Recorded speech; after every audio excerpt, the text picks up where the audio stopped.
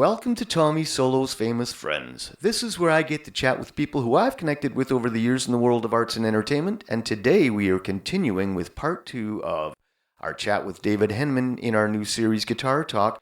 So glad to have you back, David. Hi, Tommy. So where we left off in part 1, we got ourselves into those custom amplifiers. And that was the reason I had sold my Les Paul, so we could buy those custom amplifiers. They were black. They had this rolled and pleated naga hide. They were solid state.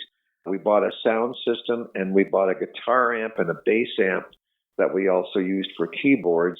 The guitar amps were horrible. Oh my God, they were horrible. They were solid state, and they hurt your eardrums. They were so shrill. They had this upper mid-range, and they had these, I think they had tweeters or some kind of driver. They're just horrible things. They were monsters to carry around, of course. That's what we played through. And so anyway, with Prism, we started writing songs, and that's when we realized that we were up against that sort of mentality where you go out and play and people don't want to hear your own songs. They want to hear you play the top 40. And so we're starting to get frustrated. And the bass player at the time, David Henman, my cousin, he and I got together and decided that we were going to do something different. He mentioned Miles Goodwin, and of course my brother was a drummer. So we ended up putting together a band that was called April Wine. And what happened at that point was we discovered these Fender basement amplifier heads. And I don't know who, I think it might have been Miles, that we ended up buying Fender basement amplifier heads and Trainer PA columns. I think there was like 8 10-inch speakers in these columns, or I don't know what they were, that they distorted easily. They were low power and they distorted easily. So we plugged these basement heads on each side of the stage that would sit on top of 2 Trainer columns, could easily be knocked over, but thankfully nobody ever did. And if you crank those basement amplifiers into these columns, you got a great distorted sound. So that was the sound of April Wine guitars for the first year or two anyway, until we started. I think in April Wine, we got an endorsement deal from Ampeg and got some Ampeg tube amplifiers maybe a couple of years into our career.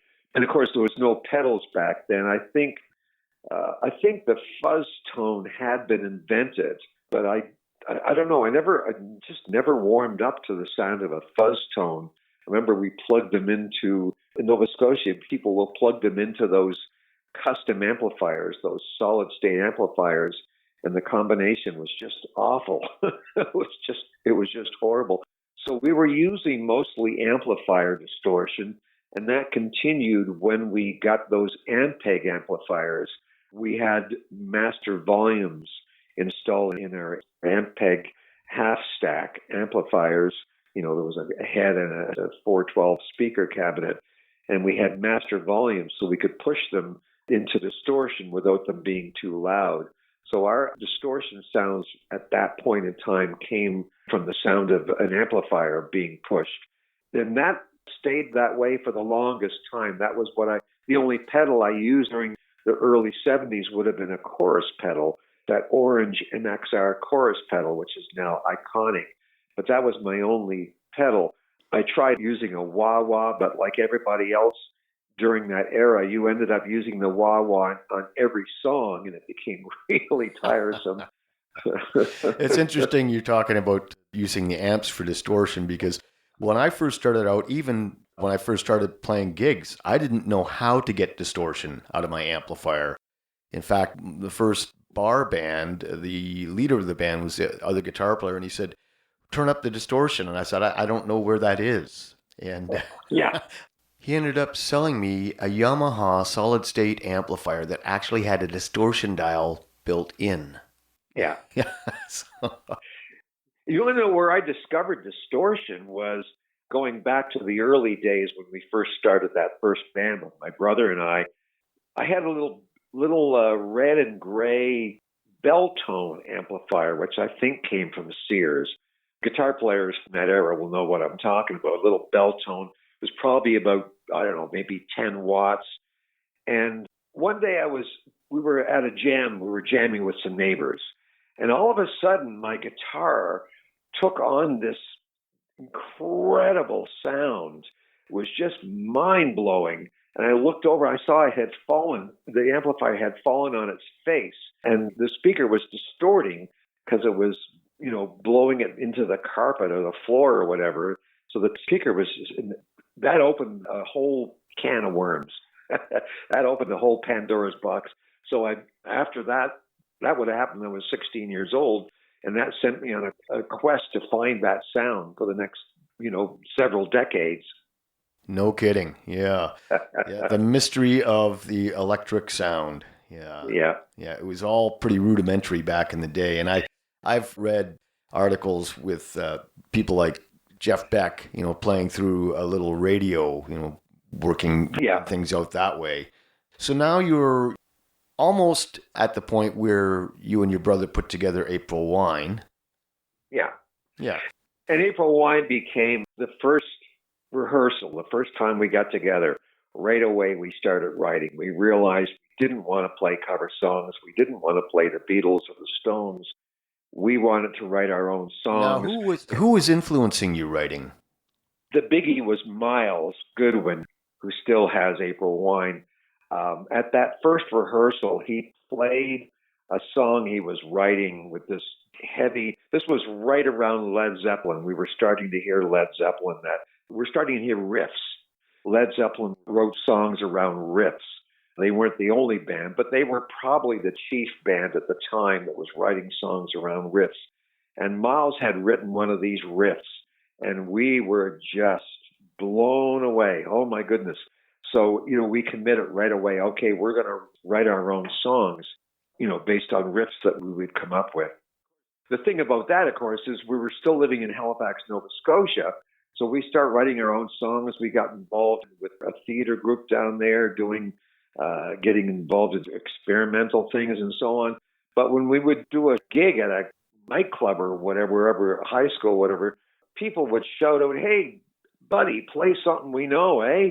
So we realized we were no longer welcome in Nova Scotia. So that's when my dad helped us buy a van. We threw everything in the van. We had $100 between the four of us, and we headed to Montreal. Once we got to Quebec, then we were accepted because the French audiences at the time were the most open-minded audiences on the planet, practically. That's where a lot of bands got launched. Supertramp were launched in Quebec, and a lot of other bands got their first North American exposure in Quebec just because the audiences there were so open-minded. So April Wine was right away accepted in Quebec, and we found ourselves playing constantly, playing our own music. And that must have felt really awesome. I just want to point out that was this 1969 or thereabouts, $100 between four guys, so $25 each.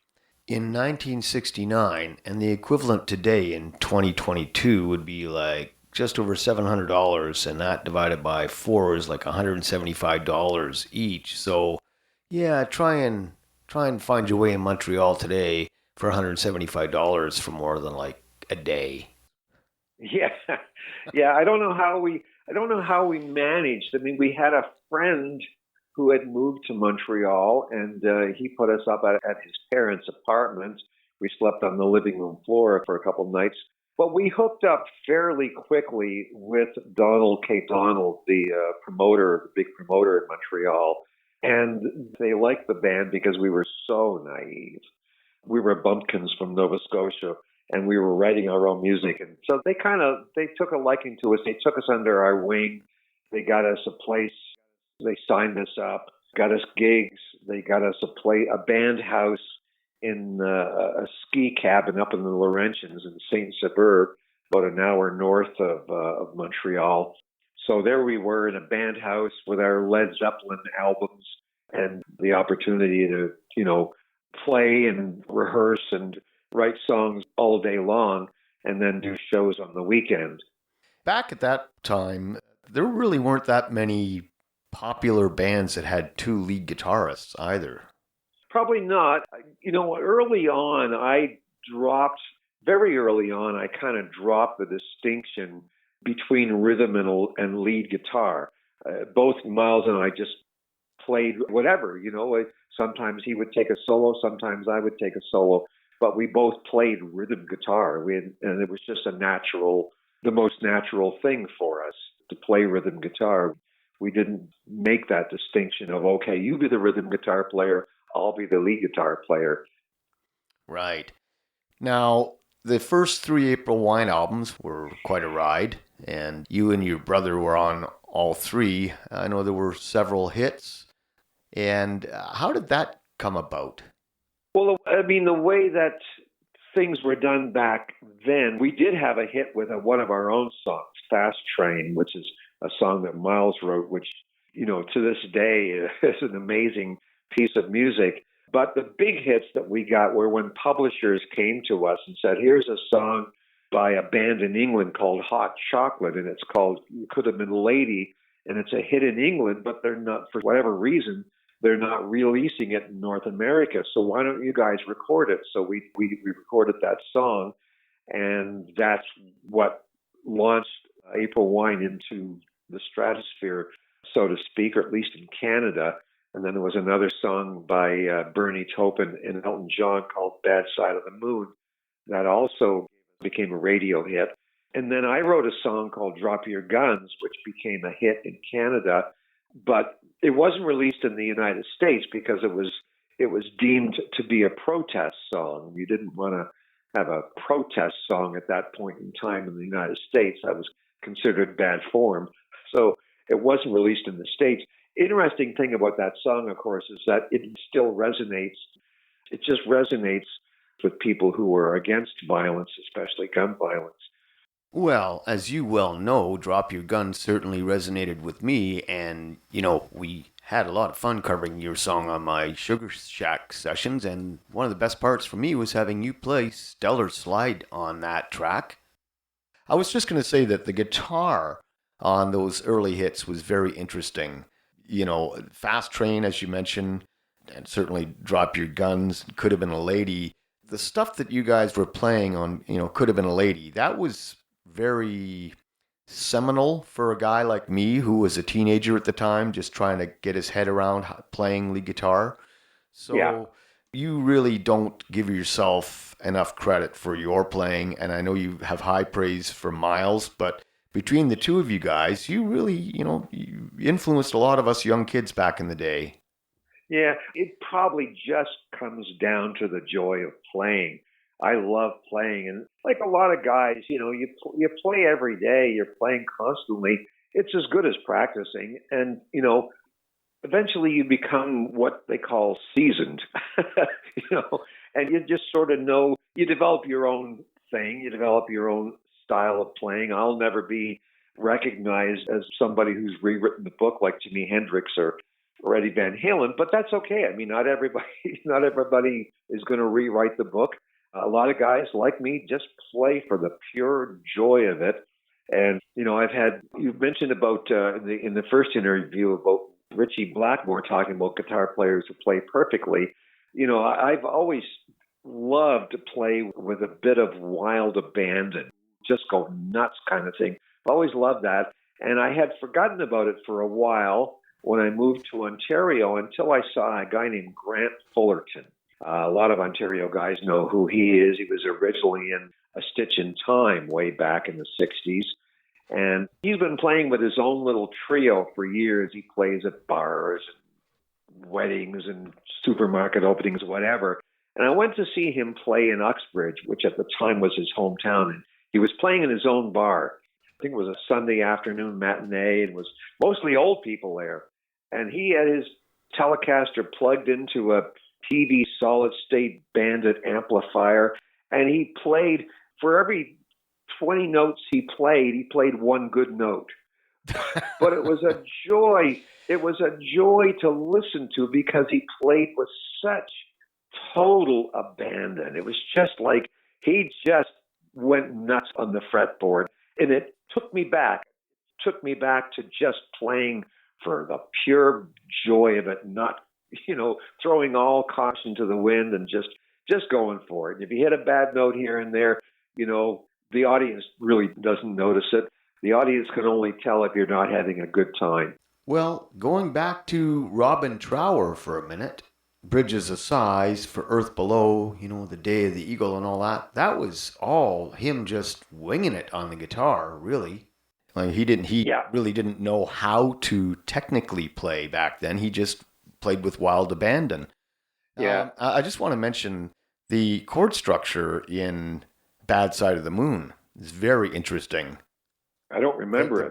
The Bernie Taupin song, Bad Side of the Moon. Yeah. Well, if you go back and listen to it, it's a very interesting chord structure in that song.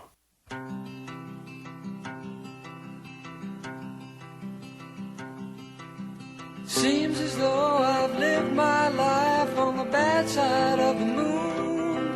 Just stir your drags and sickness still without a rustic spoon. Now come on people, live with me where the light has never shone, and the hornets flock like hummingbirds speaking in a foreign tongue. This is my life, this is my life, this is my life, my life. This is my life, this is my life, this is my life, my life. I know I played acoustic guitar on that. I can't remember if I played any lead guitar, but I did play the acoustic guitar on that. But I don't remember how it goes. And that's something, that takes, it took me as a young guitar player a while to figure out that the acoustic guitar was actually pretty cool. Yeah. Yeah, most guitar players always have an acoustic guitar for songwriting. I always, especially in studio, I like to do what we call building a wall of sound with guitars. Yeah. So I always have at least one acoustic track on a song, and in some cases, I will have 2 or 3 acoustics. Yeah. I did that in studio a couple of years ago, where one of my songs, I had my little parlor guitar, Art Lutherie guitar, and I played a Martin guitar, and I also played my Yamaha acoustic on the same song, and then a couple of electric tracks. Yeah. I'll share with you another anecdote. This would go back to around it would be around the late 70s. And around the late 70s, by then, I think you had distortion pedals. I'm not sure. But most of us were still pursuing that, trying to get that distortion from our amplifiers. And it started to become a problem because, the singing became a little more, I started working with guys like Bob Segarini in a band called The Dudes. And we had everybody in The Dudes sang, and so it started to become an issue of being able to hear yourself singing over these loud guitar amplifiers, and you had to crank your amplifier up pretty loud to get some distortion. So what happened was I got involved with a guy who was recording music. We were recording music in his living room and in an apartment, and we were getting so frustrated because we couldn't get a decent guitar sound. And we had a friend named Billy Ward, who's no longer with us, but he was a roadie. He worked with Eddie Van Halen and Elton John and all kinds of famous people. But he had this thing called a Rockman, which was developed by Tom Schultz in a band called Boston. And it was like a Rockman. It was like a Sony Walkman. You plugged your guitar into it, and then you plug that into the mixing board. Yes, it was a volume attenuator is what it was. I tried one of those. I was going to buy it, and I tried it out at the local music store in North Bay, Music City. They said, well, try it at your gig, and then if you like it, you might want to buy it. I was so thrilled with the sound of this thing because I felt like I sounded just like Tom Schultz from Boston. I had it plugged into my Fender Twin Reverb amp as per the provided instructions, and it blew my amp up. Quick editor's note here.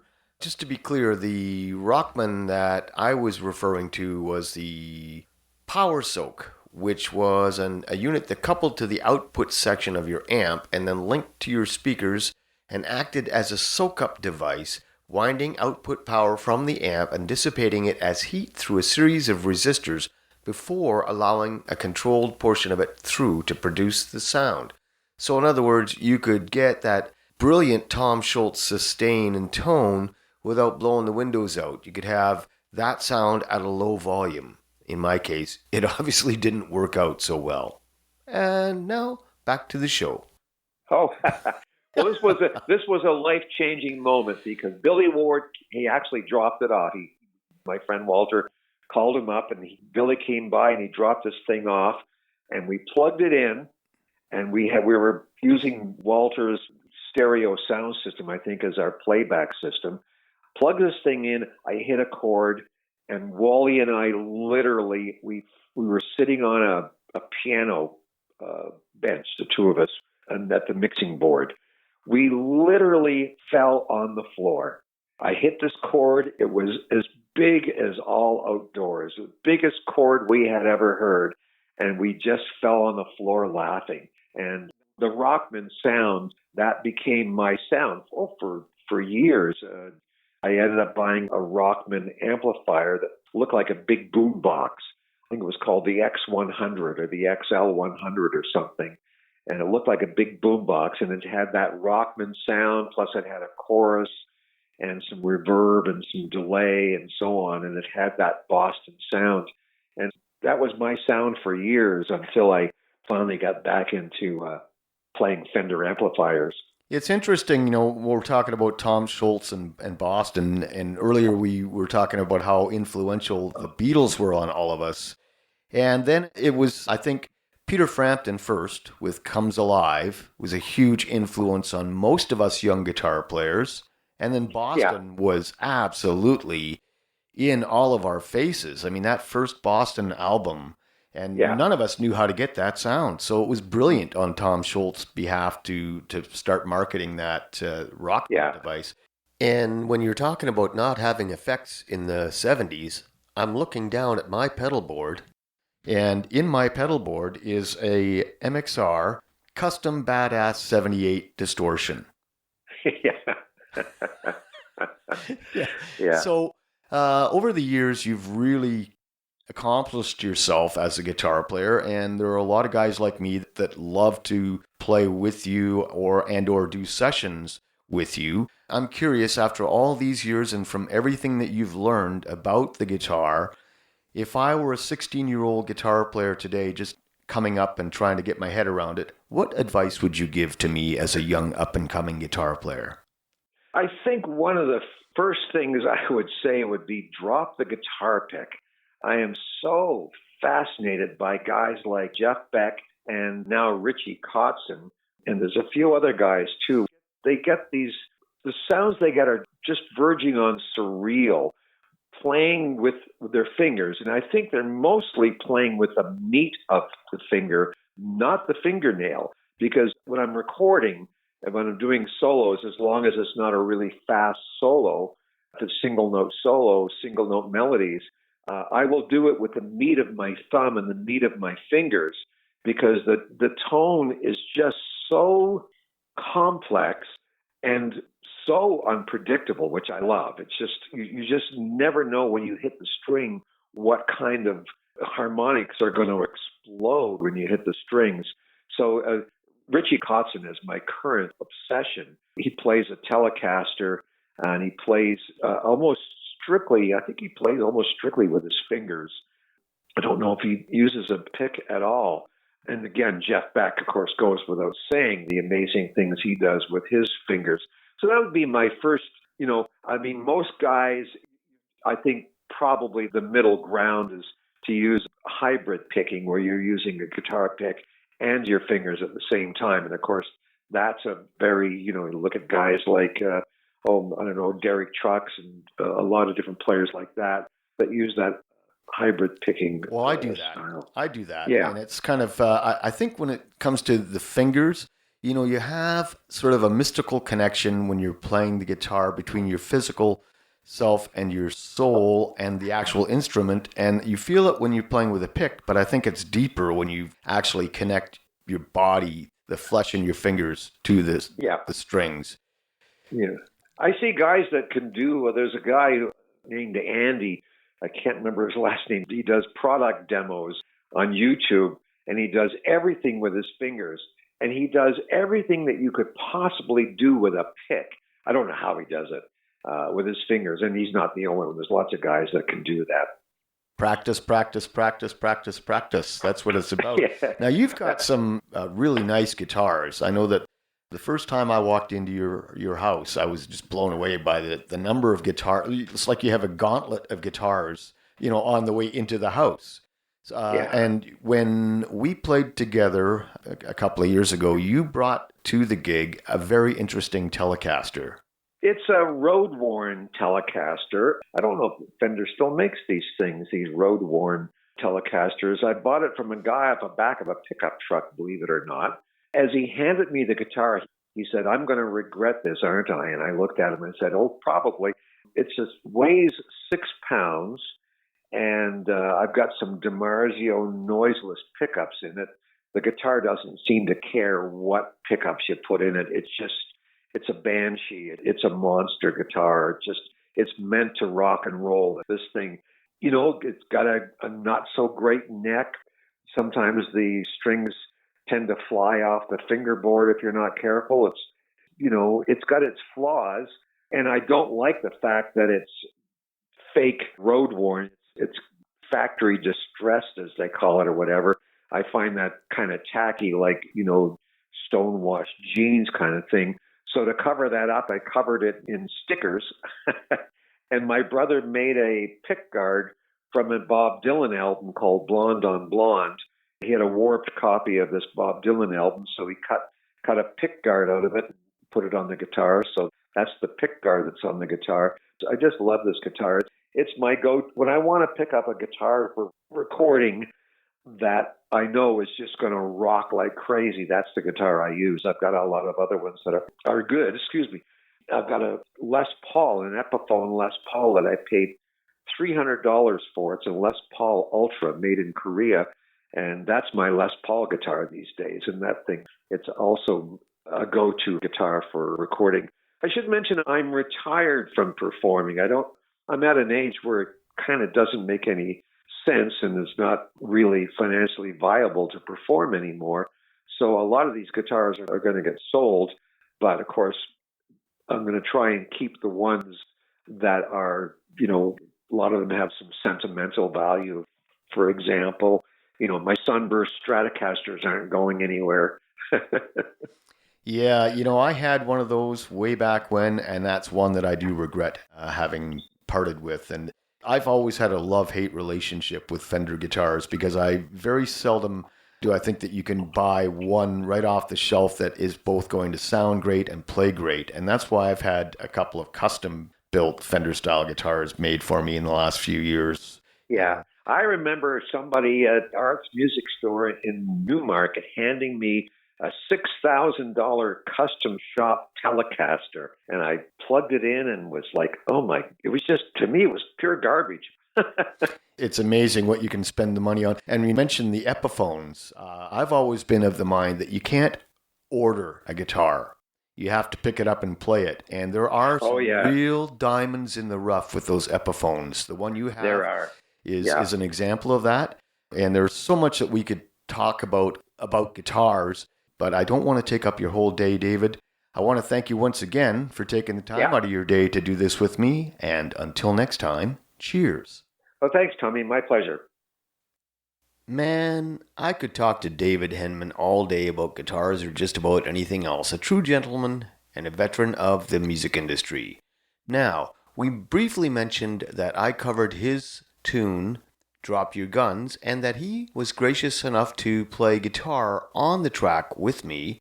David plays almost all the guitars on this track. He plays the slide and most of the rhythm parts, and I played some jangly, drony parts, and it's me playing the Beatley stuff at the end. But here is my cover of David Henman's tune, Drop Your Guns, with David Henman on guitar as well. And if you like it, you can find this track at thenightcrew.bandcamp.com. Enjoy.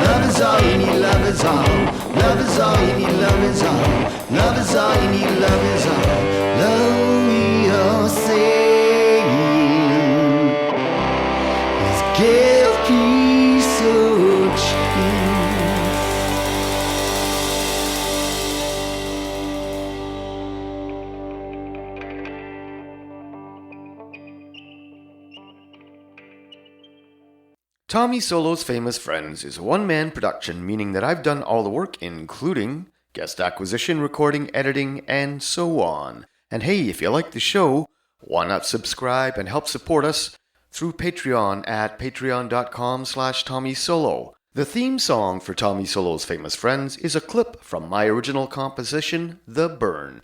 All rights reserved. And you can find me on Facebook, Twitter, and Instagram. Thanks for listening, and until next time, cheers.